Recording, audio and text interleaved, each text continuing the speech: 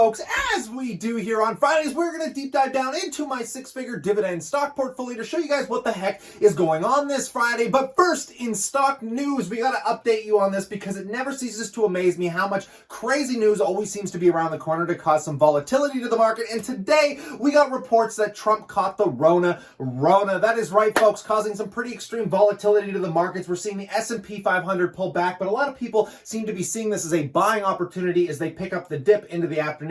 Same with the NASDAQ. Now, this is one of the most interesting times for something like this to happen. How is this going to affect basically the entire election cycle? How is this going to affect the debates? I'm only a Canadian, so I don't have to have an opinion, and I sure as hell ain't on a political debate like this. So you can let me know in the comment section below because I would love to know what you think, especially if you are a U.S. viewer. And in other stock news, my favorite company to beat into the ground, of course, we're talking about Nikola really quick, which is trading up at the high of the day of about 8%, which makes no bloody sense because the news just keeps getting worse and worse for this company. The big thing was they were going to debut the Badger truck, their flagship truck that everyone was so hyped about. Well, they just canceled that event coming up because they're still renegotiating their deals with GM, but that is not the particular reason I wanted to talk about this today. It's the fact that Trevor Milton or somebody in Nikola, somebody that works there, has been going on some YouTubers' channels and flagging their videos for talking about this promotion that apparently was 100% fake because this truck apparently was just being pushed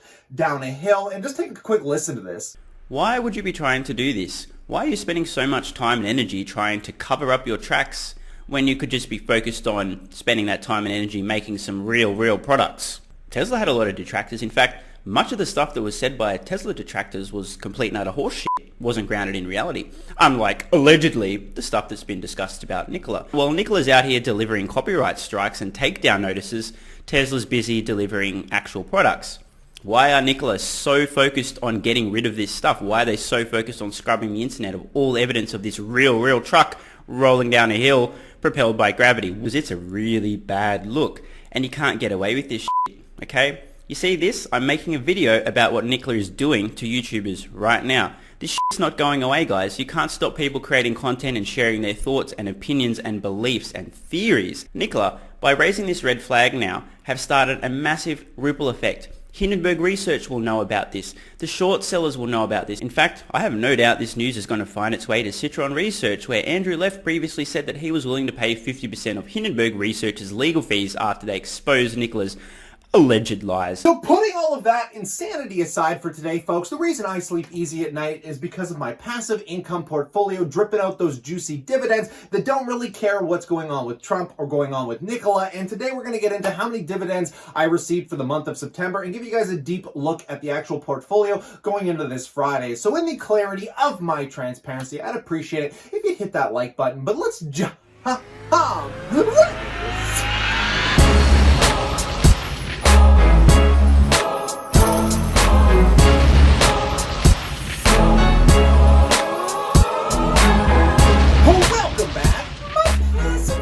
Investors alike, and getting into this was only updated as of last night. The markets didn't drop as heavily as I was going to be expecting, so you can imagine my portfolio is probably down a couple percent from where I'm about to show you. But first, of course, I want to talk about my dividend income, which is steadily growing this year to some pretty incredible highs. For September, I was able to receive $553 in dividends, and going into next month, we should see another substantial bit of income because now we're getting into the third quarter, as most of my companies pay their dividends quarterly. But it is incredible to see this thing itching up month over month, and it'll be incredible to see where we finish the year. In total, though, in Canadian dollars, by the way, I have received $2,833. Now, taking a look at the portfolio overview as it stands going into last night and pretty much this morning before markets opened, the portfolio is worth roughly $200,994 here, folks, with some discrepancies, of course, because I haven't paid taxes on my income yet. On top of that, I'm still trying to buy a car, and I've got about $4,000 in credit floating in here, so it'll be neat to see where the year actually finishes off. Get some more dividend income coming in, some more of those juicy YouTube checks along with some website income.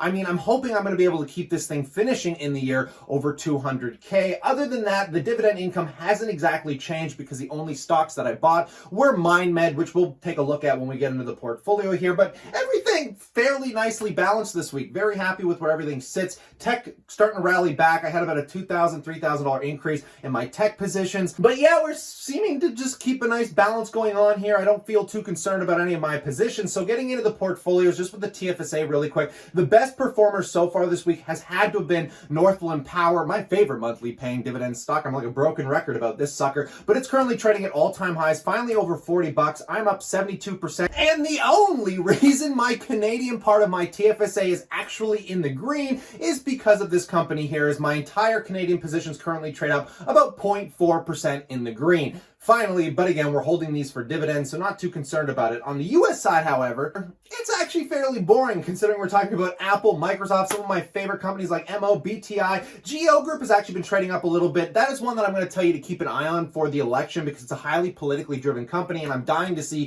what happens after November with GEO Group. MyMed, I wish I owned more in here because we're trading up 52% still today. Yes, MyMed was pulling back a little bit today. Taking a look at the major position in my managed account, it's currently trading around 80 cents. I'm up 25% in this account specifically, and just desperately waiting for that NASDAQ listing. But other than that, guys, I would love to talk more about tech, but I mean, you know, Facebook, Apple, like they were all trading at such stupid highs. They pulled back, and now they're just kind of playing this median range that I think they'll stick in for the rest of the year, unless we're missing something and we're going to have another blowout quarter on earnings for the third quarter here. But let's get into my last Scotiabank account, which is my Rrsp, which is also seeing some pretty healthy gains here. Thanks to Tesla pulling back up. But again, guys, these things aren't that fun to talk about anymore because it's not like they're hitting new all-time highs. They're just playing the trend, which is something a lot of investors have been saying to you guys, that once you have these massive rallies in these stocks, typically they're just going to flatline for a while, and that is exactly what we're seeing here. But I am super happy with where this currently sits because we're seeing a really healthy rally in Pepsi, where I threw most of my Tesla profits that I pulled out. Say that every single week. I got to stop being a broken record. But let's put some of that stuff aside and look at my final account here.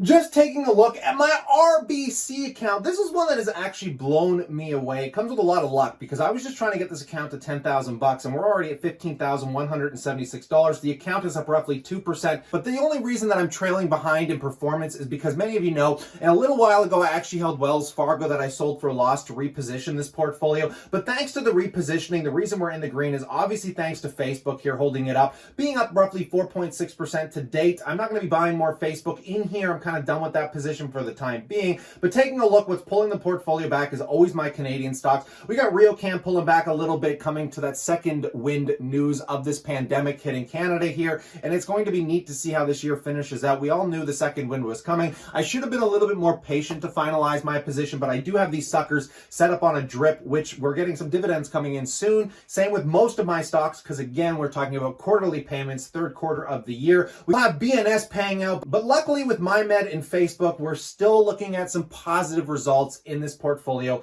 overall. So it's going to be really neat to see with all of my increased positions, how much money I've thrown at the portfolio, what this third quarter dividend income is going to look like, because we can see quarter over quarter my dividends have increased, month over month my dividends have increased. So like, this is just what I want to see in a chart. I mean, it looks beautiful in my opinion, because obviously most dividend stocks are fairly staggered. So just to give you guys some further insights to what the dividend payment schedule looks like for the rest of the year, we can see everything in blue represents the drip, so those will be paid out in shares, and everything in the red is represented by dividend cash payout. So before we look at the rest of the year schedule, let's just look what's paying out for October, because we obviously have Bank of Nova Scotia, we got Canadian Imperial Bank pumping out some huge dividends. On the monthly income, Northland Power hasn't announced when it'll be paying out in October. Crossing my fingers, waiting for that one to come in. And then of course my other monthly payer being RioCan here. And just flipping to the US side of the border, there is not much else paying out except for MO on October 9th. And for the rest of the year, guys, we can see going into November,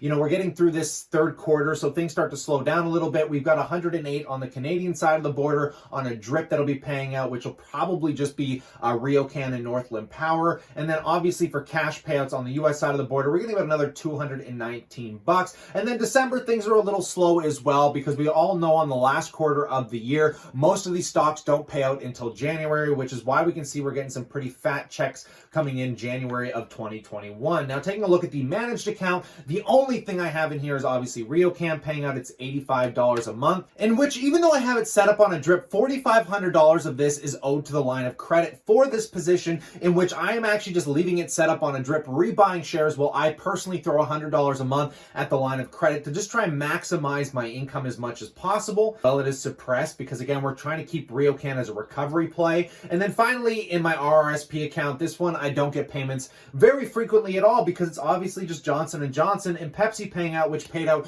for September for the third quarter, and we probably won't be seeing any real big payments clearly until December here. So, I mean, everything aside from that, guys, I can't really show you what my dividend income looks like on the RBC account because RBC has a terrible platform for showing dividend income. But nonetheless, in this account, we'll just be getting some BNS and RioCan, which will be very similar to the other accounts. So we see a little bit of staggered performance going on here, but hopefully, so long as things keep trucking along, I'm not too worried here, folks. And again, as always, if you enjoyed this video, you want to support me a little bit and you want to track your portfolio the same way I do here, I always recommend going to the chartmaster.com, what I truly believe is the best portfolio tracker out there. But like I said, in the clarity of my transparency, I just love to know what y'all think about this news this Friday, what you think about my portfolio, and maybe what you're doing with your portfolio in general. So stay cool, stay awesome, and I look forward to chatting to you tomorrow.